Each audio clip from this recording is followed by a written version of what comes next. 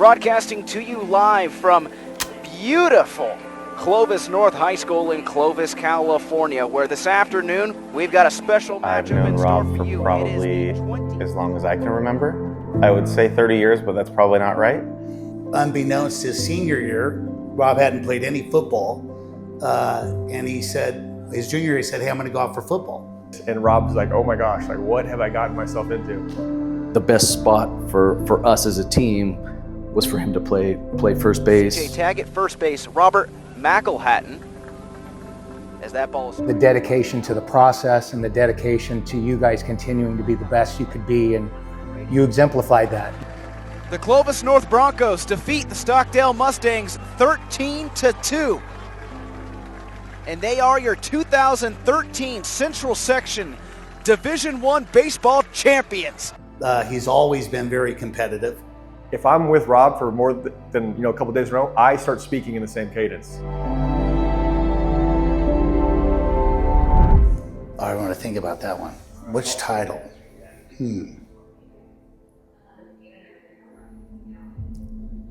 How the ups and downs in sports set me up for my future.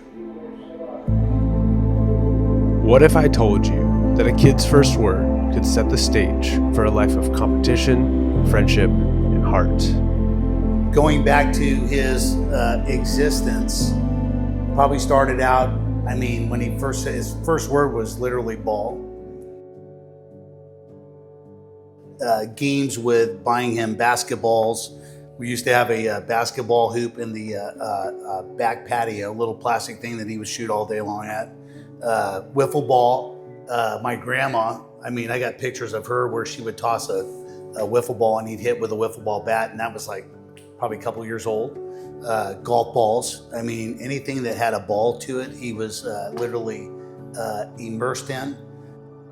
Fast forward to his youth, Little League sports, his best buddy Connor, his old man Brett Fugman. We ended up coaching the Little League teams for a number of years.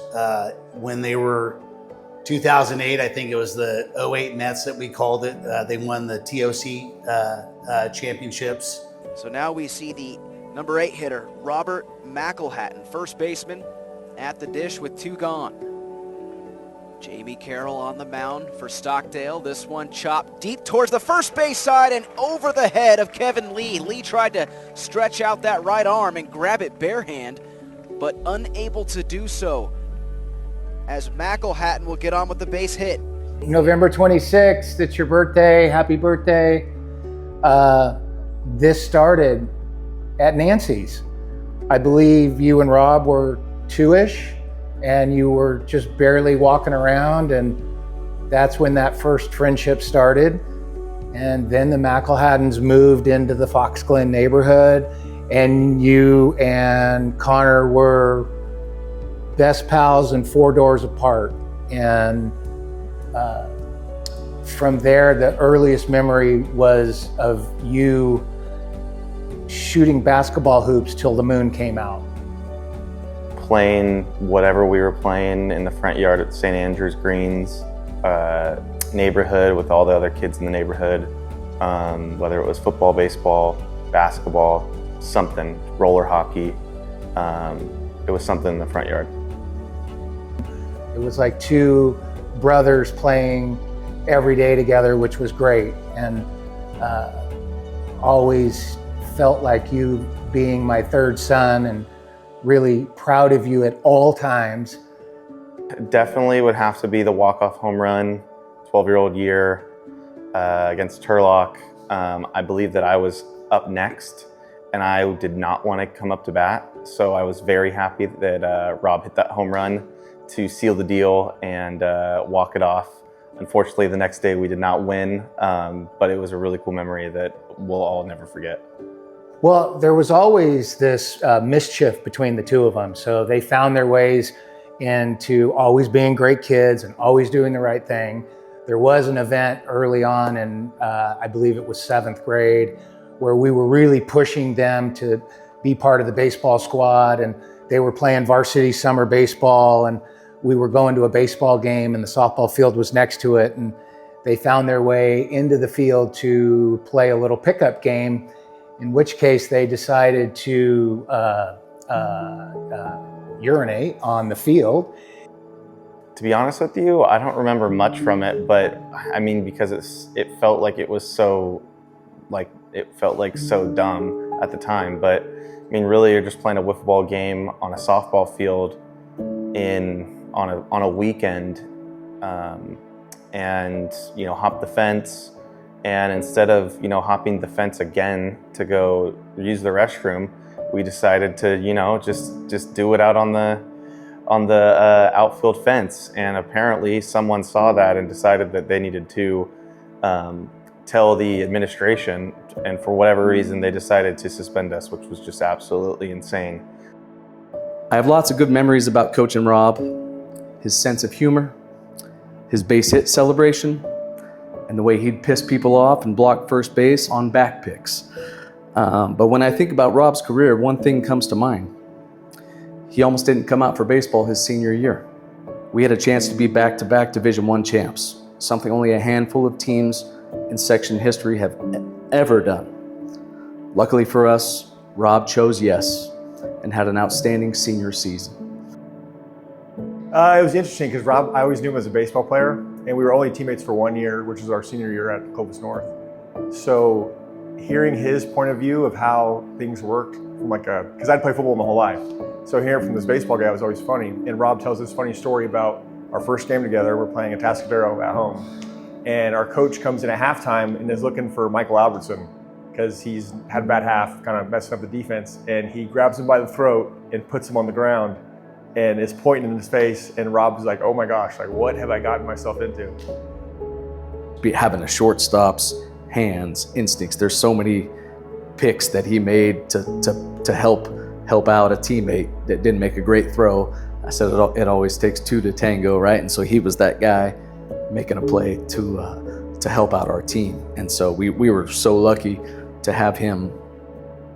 We come home one day and there's these Raiders, which I'm a huge Raider fan, pacifiers at our doorstep. And we're like, who dropped these off? So we go under the Ring doorbell and rewind a little bit. And lo and behold, it was Rob that came and dropped off some Raider binkies once he found out me and my wife were expecting our first child.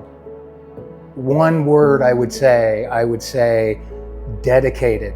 Dedicated to the process, dedicated to your schooling, dedicated to your family, dedicated to your friends, dedicated to your work as we've now grown together and we work together and you're my partner and lots of fun things are happening. And so the one word that sticks out to me is dedicated. Unfortunately, we came up a little short of defending our title, but I'll always remember Rob's last at bat of his high school career.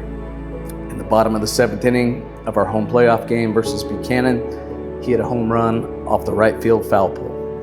What a cool memory. And here's to wishing you a happy 30th birthday and making many more great memories. Happy birthday, Rob. Probably one of the key things about sports in the future when you get older is it's not always given to you, right? I mean, things aren't always going to be good. And I think sports really gives these kids what they need when they get older. And because you'll see a lot of athletes today, or I know a lot of buddies that have done very well, and they'll always tell you that they don't always get what they want, right? You're going to get your teeth kicked in. So I can't believe he's 30. He still hits the ball a mile in golf. He definitely didn't get that from me, and definitely not from Coach Fugman, because I watched him yesterday, and he literally hit his driver about 180 yards, which is very sad, by the way, Brett, when you're listening to that. Anyways, happy birthday, kid. Love you, and looking forward to the future.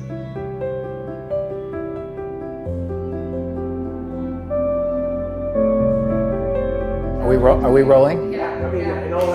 I'll just let him run through. I do believe there's maybe a Ninja Turtle involved somewhere along the way. That's later on in life. We'll find that photo coming soon. But for as physically he was always like real aware of the risk of injury.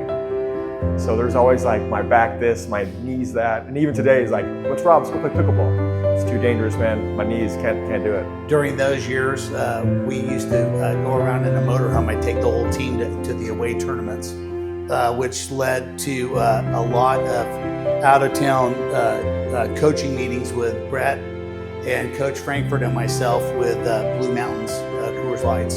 It helps you really get engaged in coaching and leading kids to doing their best.